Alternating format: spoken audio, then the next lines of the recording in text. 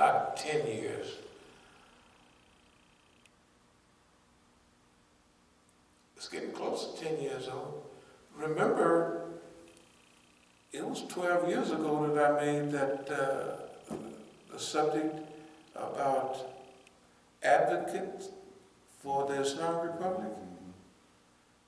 So if I knew all of this stuff then, I just wasn't saying it. It's gone back maybe 15 years.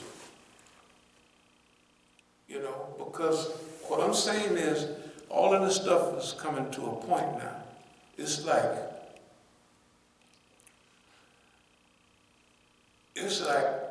we just don't like you. We don't want you around, right? When they're who they are, right? Like Islam. They're who they are. We're who we are. We have made no, and talking about forecasting, how accurate have we been on the Islamic Republic? Right on the money. They should have me on a boat going to Iran, telling everybody. The last time was in about 4 years ago when I was in Iran, in 2016, for the anniversary of the revolution. They put it on the front page of the newspaper then because it was just what they needed. What about now? See, 2016, they were just implementing the JOPCO, whatever that was, right? Yeah. So they figured we'll slip something. The stuff they did was so nickel and dime. I played like I didn't know what was happening. It took me out of this big, nice place where I was staying to see the Islamic Revolutionary Guards own buildings all over Iran. So when they wanted to isolate me, they put me in one of their big buildings, way, way out in the north, way out there, to hide you. So one of my Iranian friends from over there was saying, you don't have to put up with that. I said, this is 10 years ago. I said, don't worry about a thing. This is what delay does. Delay, what you're saying and doing is for sure. With human certainty, it ain't like I got an idea. I don't like that, what they're doing to me, so what? You gotta be able to take it. You gotta be able, when the time is right, Allah gonna hook you up. Therefore, all of this stuff, what Mighty Bray and them been doing, we just took it. All the stuff downtown at the demonstrations, we took it, no problem. The people in LA, UCLA, both crews was the police. We just took it. Why? Because that's what we should be doing at that time. That's our analysis of we're following our own guidelines. Analysis, you know what I mean? Scan your environment, strategic management, make a plan, implement the plan, and then come back around. That's what we're doing right now. We're making a study of what's our best approach. And I want to slow down a minute because this is supposed to be, what do we call it here? This is supposed to be the humble pie approach. So we want to get back to that because I feel myself going back to the more truthy type stuff. So we want to get back to humble pie, and we want to put what can we do to become better Muslims and integrate into the Ummah. That's what we want, technically what we want to do. And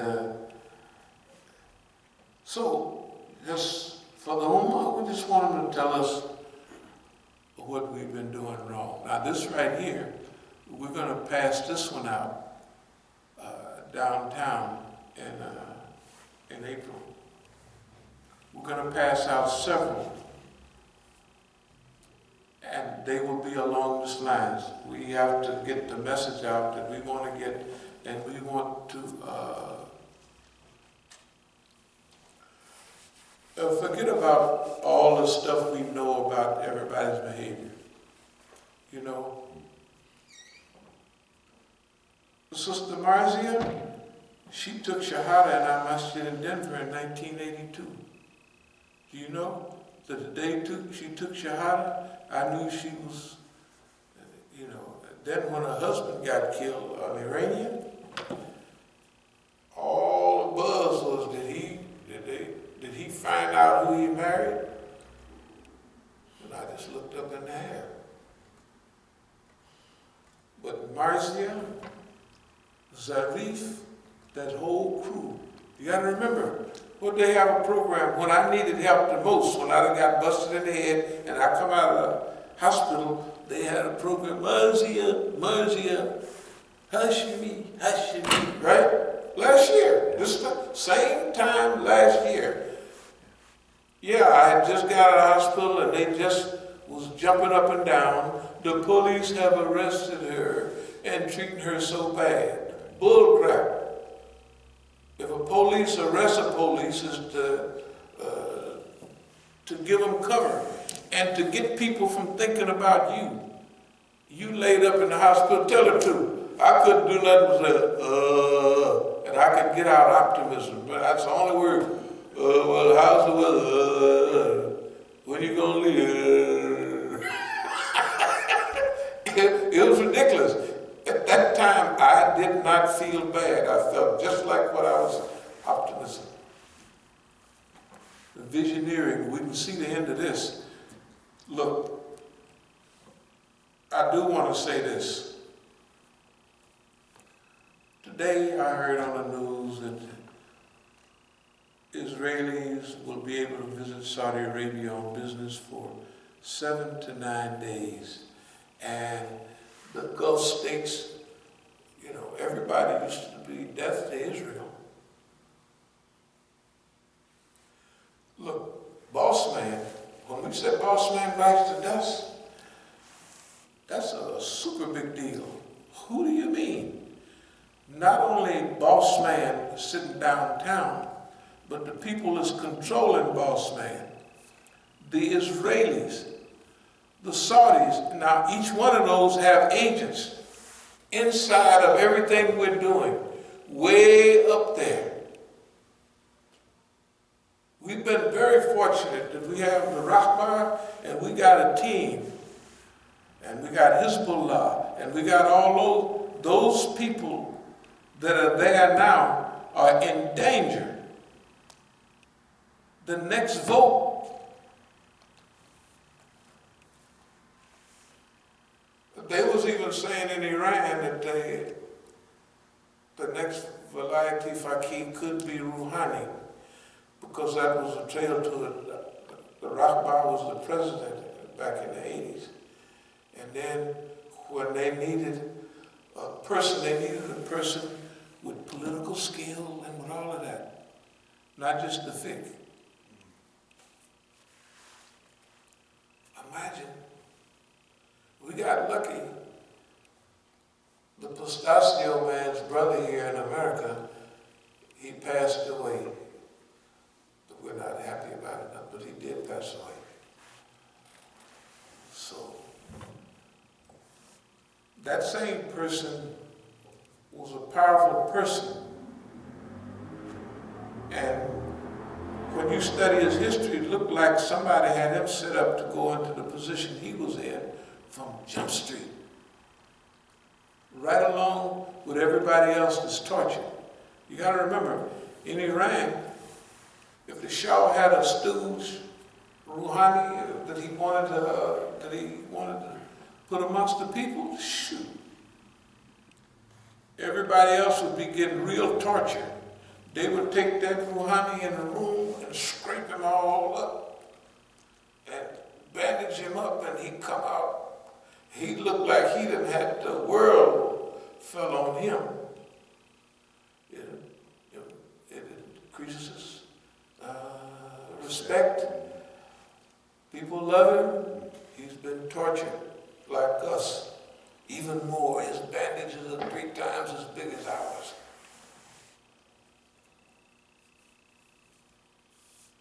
So all this stuff about when they went through the rebellion, suppose at the end of this process, Look at how many people are police.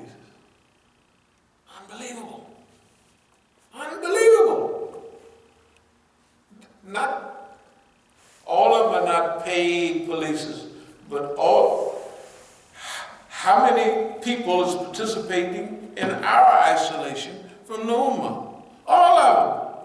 How can all of them be that? I'm not going to say this, y'all just hold your horses for me saying. How can all of y'all be wrong all the time and we're right all the time? And we're on the outside. And all this stuff is really happening. We said all of this. They were saying this. They were saying this. Freedom, justice, whatever it is we do. They didn't say, inshallah, mashallah, in the name of Allah. You can't find in the name of Allah anywhere on here. There is, if you look closely, y'all got to rescue me because sometime when you get to talking, we got to get back to humble pie. So just overlook the last few minutes of what I said. Just overlook it. Write that off. So what we're doing now is retracing our steps. Where did we go wrong? Where did we go wrong? We're not saying nobody else went wrong. Because I could say all of them couldn't be wrong. So if all of them is doing the same thing and we're doing something different, then we got to search ourselves and see what we did wrong.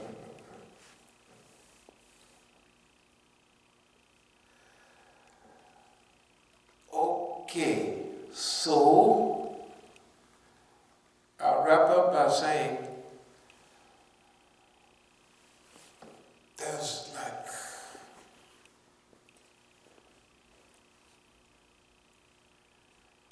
it's like so many people in cahoots with the system. I'm not going to say all. That's too. But the general, this don't make no difference. Look, you can be Iranian. All the Iranians are not about this. But when the word come down, I looked at how all the Iranians here that are still in America acted. They followed the script. If they were genuine like some of us, when Saudi Arabia told us years ago,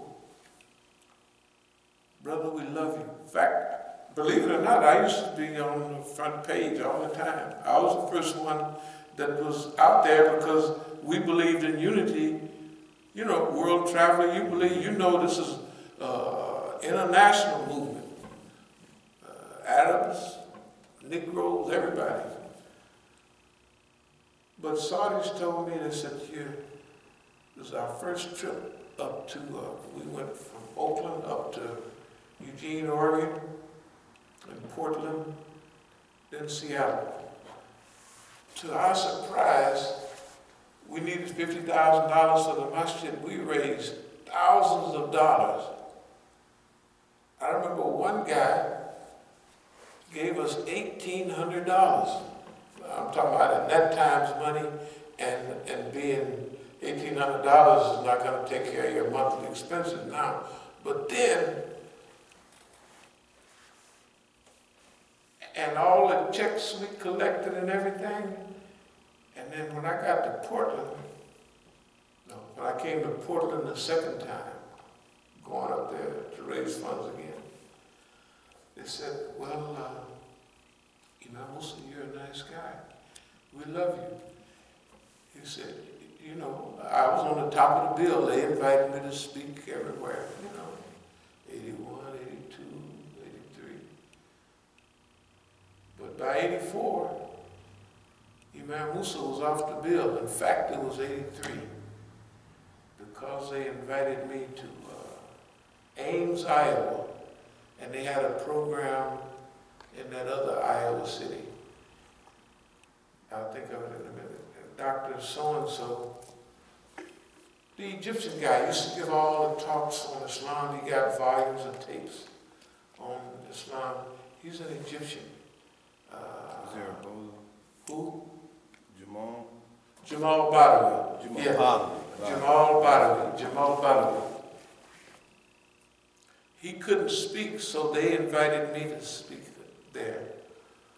They repeated the same thing they had said in Portland, Oregon. Imam Musa, we love you. You're a nice guy. But you hang around with those Iranians. I said, I hang around with Indians, Pakistani, Iranians, everybody. Arabs, all of you guys. That's what Islam do, you know. And they said, okay. I said, if they told me to stay, if Iranians told me to stay away from you, I would tell them the same thing I'm telling you, that I accepted Islam to worship Allah, not worship you. I ain't paying no attention to what you're saying about stay away from the brothers who are Muslim, who are not. Jamal Badawi couldn't. In fact, I think they arranged that. They're going to try it one more time. They had a camp type setup, you know. It must have been a winter camp because it was in Iowa. I was dressed down. Anyway, they said the same thing. Imam Musa, we love you. You're a nice guy. But those Iranians, remember, Saudi was giving all these people money. So I said, no. I told them the same thing I told other crew. The next day, you know where your names is in lights, and the next day, it ain't no name, and in fact, it ain't no lights. Right after that, the Imam from Brooklyn got on board, and lights flashing and everything. So, the point I'm making was, this has been a long evolutionary process. All along the way, we had to make serious decisions about what we was going to do. The longer we stayed in the process, the more we got moved toward delay. After discovering those hadith on delay and what have you, that became our policy. That's why if I tell you something that happened, it might have happened 35 years ago. There's a delay. We don't have to deal with it then. Why? We found that everything, if you react to everything, you become a reactionary. Pretty soon they control your habits and everything. That's why we wait. But all of this, what we're saying now, we've known this all the time. But we're going in a new stage. The new stage, this is a correctional stage. We can't leave those people sitting around in a foreign ministry doing whatever they might do. And they've proven to us here and in Iran that they're dangerous. They're dangerous. What we've been doing for the last couple of years is giving them a chance to, to go over there.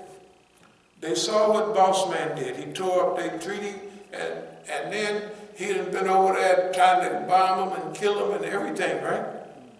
And they repented. I mean, not repent to me, tawbah is to Allah. But they haven't gave no hint on, yeah, man, serious situation.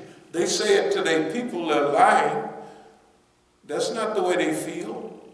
You know what they say? We feel secure, pretty good about the military. But the foreign ministry have had 40 years to put their people all around the world. The information that the Rahbar gets from America is not what we send there. It's not what we say. Therefore, the information they get in from Malaysia, I told you one of the ambassadors was a friend of mine going to Malaysia.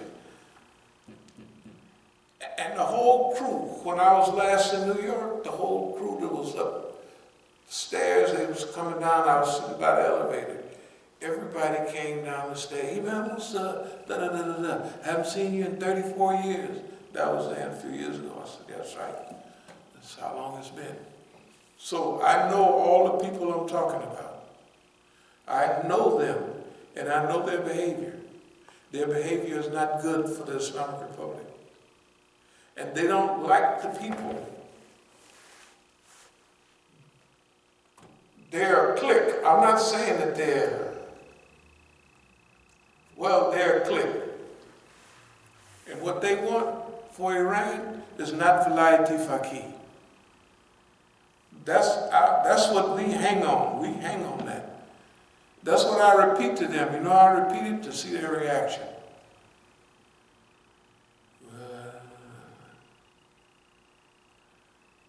What their behavior proves to me that they are not in line with true revolution. They would rather have an Iranian state with relations with everybody in the world and a normal economy, because they feel if that, see, there's an argument been going on in Iran, whether you're going to have a resistance economy or the sweetie pie economy. If Iran didn't have a resistance economy all along, they wouldn't be able to stand this pressure. They wouldn't be able to stand it, but they've been having all that. What we try to do is get them to boost it up more, which they are now. That's with Iran. That's with the Ummah. The people here in America, in Australia, in London, in Germany. See, with all this immigration, there's a strong Islamic movement all over Europe. All the churches, you know what they become? Masjid. Because people in London, in Europe, are getting less religious. We're getting more religious. We're more religious than the crew that came over in the 50s and the 60s. And Ahmed Sakr, the one that started MSC, he was telling me, he said, these people, his wife said the same thing. When we came here, these guys were almost winos and stuff like that. But when they started MSA, that was good. And it grew, and it grew. And then it became this, and now they got mass, and all of them. Those are good. But they're not